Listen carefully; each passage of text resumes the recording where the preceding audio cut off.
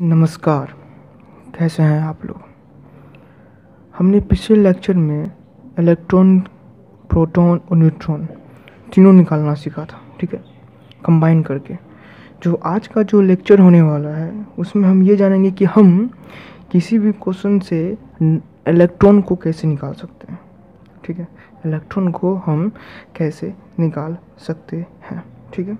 चलिए तो शुरू करते हैं। जैसे क्वेश्चन है यहाँ पे, क्वेश्चन आपको दिख रहा होगा, हाँ, how to calculate number of electron, proton, neutron in 1.6 gram of NaOH, ठीक है। सोडियम हाइड्रोक्साइड, इसको सोडियम हाइड्रोक्साइड बोलते हैं। इस सोडियम हाइड्रोक्साइड में 1.6 ग्राम सोडियम हाइड्रोक्साइड में इलेक्ट्रॉन, प्रोटॉन और न्यूट्रॉन कितना है।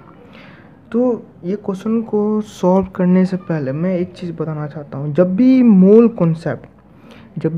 कॉन्सेप्ट का कोई भी क्वेश्चन आए तो उसमें एक बात बस याद रखना है कि हर माइक्रोस्कोपिक कैलकुलेशन को मोल से गुजरना होगा। मोल से गुजरना होगा, मतलब मैं बात कर रहा हूँ किसका, given mass upon molar mass का बात कर रहा मैं। मोल्स का फॉर्मूला होता है ना, given mass upon molar mass, ठीक है, उससे गुजरना पड़ेगा। तो चलिए क्वेश्चन की ओर चलते हैं। मैंने क्या क्वेश्चन में क्या दिया हुआ है कि क्वेश्चन में दिया हुआ है कि इलेक्ट्रॉन, प्रोटॉन और न्यूट्रॉन तीनों निकालना है, ठीक है। हमको पता है कि जो इलेक्ट्रॉन होता है और प्रोटॉन होता है equals to atomic number, is equals to electron and the proton. तो मैंने क्या किया यहाँ पे, सिंपली यहाँ पे मैंने सोडियम लिखा, इसका इलेक्ट्रॉन नंबर एटॉमिक नंबर 11 होता है, तो ये ओड है, तो 11 दूना 22, 31, मैंने पिछले लेक्चर में बताया था। ऑक्सीजन 8, 16, हाइड्रोजन का 1, कुछ करना नहीं है। अब जो ये एटॉमिक नंबर है, ये आपका एटॉमिक नंबर 11, 8, 1। तो हुआ क्या कि हमने इलेक्ट्रॉन निकाल लिया, प्रोटॉन निकाल लिया 11, 8, 1, because electron and proton is equals to atomic number, okay. Now यदि हम न्यूट्रॉन्स की बात करें तो न्यूट्रॉन्स को निकालने के लिए हमें क्या करना होता है। सिंपली न्यूट्रॉन्स को निकालने के लिए हमें जो आपका एटॉमिक मास नंबर है उसको 11 से माइनस करना होता है। मतलब न्यूट्रॉन्स निकालने के लिए सिंपली आपको ये करना होता है कि जो आपका एटॉमिक मास नंबर दिया है उसको माइनस करना है एटॉमिक नंबर से। तो मैंने कर दिया, तो आपका आ गया 12। उसी तरह ये भी आ गया 8, H का 0, ठीक है। अब ये पूछ रहा है होल में, मतलब NaOH में पूछ रहा है, 1.6 ग्राम के NaOH में, तो हमें पूरा होल का निकालना पड़ेगा। ये तो 0 हो गया, तो न्यूट्रॉन्स निकालने के लिए 12 + 8 कर दिए हम, तो हो गया 20। अब जो पार्ट है थोड़ा सा ट्रिकी है। क्या है? थोड़ा सा ट्रिकी है। चलिए शुरू करते हैं। देखिए,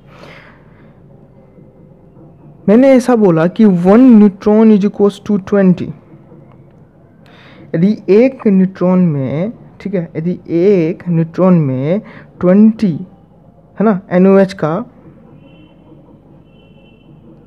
क्वांटिटी है, तो 0.04 मोल्स हमने कहाँ से निकाला था, यहाँ से, given mass upon molar mass 1.6 ग्राम ऑलरेडी दिया हुआ है गिवन मास, और हमने यहाँ पे टोटल कर लिया 23, 16, 1 NaOH का, तो 0.4 आ गया, ठीक है। तो 1 न्यूट्रॉन में यदि 20 NaOH है तो 0.04 मोल्स में कितना होगा। तो मैंने सिंपली क्या किया कि 0.04 इंटू 6.02 इंटू 10⁻23 इंटू 20 मैंने कर दिया। जब आप कैलकुलेट करोगे तो द वैल्यू इज़ 4.80 इंटू 10⁻23 आपका आएगा, ठीक है। समझ में आ गया? ओके, ये है क्वेश्चन नंबर 2। इस क्वेश्चन में क्या दिया हुआ है कि इस क्वेश्चन में है कि calculate the number of electron in 1 mole of azide ion. Azide को हम लोग सिंपली N3 माइनस लिखते हैं, ठीक है। अजाइड आयन को हम लोग सिंपली N3 माइनस लिखते हैं। इसमें कुछ नहीं करना, नहीं घबराना। ये क्वेश्चन में करना क्या है कि 1 azide is equals to how many electron, यही पूछ रहा है। कह रहा है कि calculate number of electron in 1 mole. तो 1 मोल मतलब मैंने क्या बताया था, होल एक एटीएम, होल एक एटम। तो पूरा एजाइड आयन में, एक एजाइड आयन में कितना इलेक्ट्रॉन होगा। तो ठीक है, चलो निकालते हैं। जो नाइट्रोजन है उसका एटॉमिक नंबर 7 होता है, हम लोग को पता है। तो एटॉमिक मास नंबर 14 हो जाएगा, ठीक है, हमको वो भी कुछ नहीं करना। हमने एटॉमिक नंबर निकाल लिया 7, तो हमको क्या मिल गया, प्रोटॉन और इलेक्ट्रॉन हमको मिल गया, 7 इलेक्ट्रॉन 7 प्रोटॉन, ठीक है। दूसरा बात, जो N3 है ये माइनस है, ये नेगेटिवली चार्ज है। नेगेटिवली चार्ज का मतलब क्या होता है कि आपके एलिमेंट के पास एक एक्स्ट्रा चार्ज होता है। यदि यहाँ पे -2 होता तो 2 एक्स्ट्रा चार्ज होता, -3 होता तो 3 एक्स्ट्रा चार्ज होता, ठीक है, समझ में आया। तो हमको आयन निकालना है, ठीक है। तो इलेक्ट्रॉन का बात चल रहा है यहाँ पे, ठीक है। तो मैंने सिंपली क्या किया कि 3 एटम है अपने पास नाइट्रोजन के, N1 N2 N3, तो यहाँ N3 है, 3 एटम है। तो मैंने 3 × 7, क्योंकि इट इज़ अ 7 इलेक्ट्रॉन है इसमें, +1 क्योंकि माइनस एक ही इलेक्ट्रॉन इसके पास एक्स्ट्रा है। तो वैल्यू आ गई अपने पास 22 इलेक्ट्रॉन, ठीक है। अब क्या करना है कि 1 मोल, क्वेश्चन क्या पूछ रहा है कि calculate the number of electron in 1 mole. तो मैंने 1 मोल × 22 इलेक्ट्रॉन कर दिया। मैंने सिंपली क्या बताया था, जब भी मोल आए उसको रिप्लेस कर देना है 6.02 × 10⁻23 से, इट्स अ मोल वैल्यू। और उसके पास जो वैल्यू है आपका 22, उसको उससे मल्टीप्लाई कर देना। आफ्टर मल्टीप्लाइंग इट आपको मिलेगा ये वैल्यू। जब इसको भी कैलकुलेट करोगे तो वी गॉट द 30.2 × 10⁻25। अब पूछोगे सर ये 23 से 25 कैसे हो गया। जितना यहाँ पे 2 पॉइंट था ना, मैंने 2 पॉइंट यहाँ से हटाया है, सिर्फ 6 माना है। तो ये 2 पॉइंट जो हटाया वो ऊपर चढ़ जाता है, यहाँ पे +2 हो जाएगा 25। समझ में आया, ठीक है। नीचे सेम क्वेश्चन क्या है कि इसमें मैंने निकाला था इलेक्ट्रॉन मतलब इलेक्ट्रॉन मैंने निकाला। यदि इसमें पूछा कि electron in 42 gram of N3 azide ion, अब इसमें ग्राम आ गया। यहाँ बात चल रहा था मोल का, होल एटम का तो दिक्कत नहीं है, होल एटम का था तो मैंने सिंपली सबको जोड़ के यहाँ पे होल एटम का निकाल लिया यहाँ पे, ठीक है। अब आ गया यहाँ पे 22 ग्राम, मतलब ये बात कर रहा है एक एटम का। तो एक एटम्स का बात करने के लिए हम सिंपली क्या करते हैं, जितना उसका मास है, जितना गिवन मास है plus molar mass. Given mass 42 ग्राम हमको दिया हुआ है, गिवन मास हमको 42 ग्राम यहाँ पे दिया हुआ है।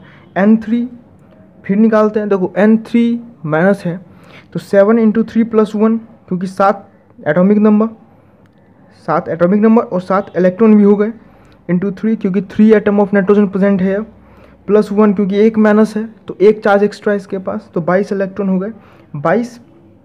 22 करने के बाद अब यहाँ पे कह रहा है कि मोलर मास, यदि इस तरह से हम बोले कि भैया हम यदि इस तरह से बोले कि एक नाइट्रोजन में